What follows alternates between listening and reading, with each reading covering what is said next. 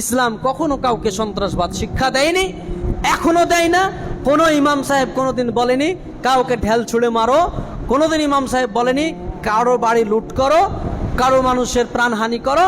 আপনাদেরকেও বলি না আপনি মারেন, ইসলাম কোনোদিন বলেনি নিরাপদ মানুষকে মারো। আমরা এটাকে বিরোধিতা করি। ইসলামের সঙ্গে এই কাশ্মীরের হামলার কোনো সম্পর্ক নেই, ওয়াল্লাহি ইসলামের কোনো সম্পর্ক নেই। যারা ইসলামের নাম দিয়ে যদি করে থাকে, আল্লাহ তুমি তাদের দুনিয়াতেই বিচার করো এবং আখিরাতে তুমি তাদের জন্য কঠিন শাস্তি রাখার ব্যবস্থা তুমি করো। আমরা বলি আল্লাহুম্মা আমিন।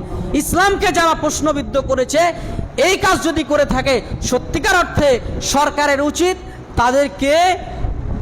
তাদেরকে সঠিক তদন্ত অনুযায়ী তাদেরকে শাস্তি দেওয়া এবং জনসম্মুখে শাস্তি যাওয়া, ওইভাবে ক্রস ফায়ার করা যেভাবে ক্রস ফায়ার করেছে। আমরা সঙ্গে আছি সরকারের।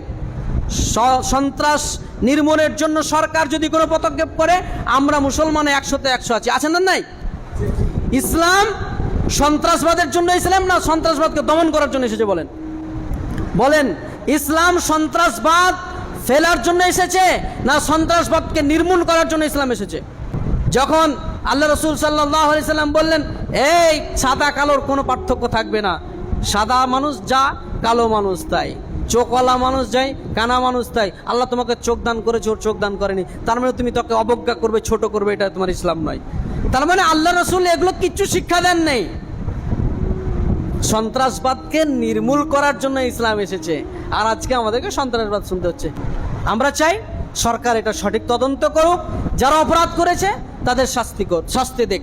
আমাদের এতে কোনো আপত্তি নেই, আমাদের কোনো হুঁশাস নেই যে মুসলমানকে মারলে সরকার, আমাদের কোনো হুঁশাস নেই। অপরাধ করেছে শাস্তি পাবে, কিন্তু এটা যদি পক্ষপাতিত্ব হয় তাহলে এটা অন্যায়, এটা অন্যায়।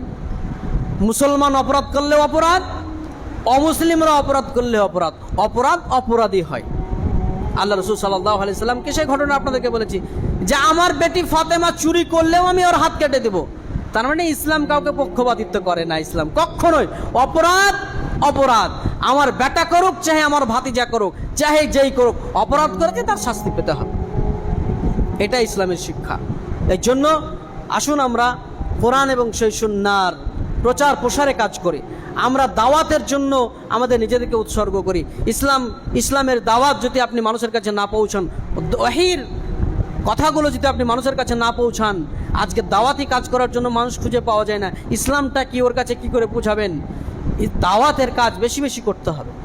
দাওয়াতের কাজ ছাড়া মানুষ ইসলামের যে সৌন্দর্য বুঝবে না। আল্লাহ তুমি আমাদেরকে সকলকেই সুমতি দান করো, আল্লাহুম্মা আমিন।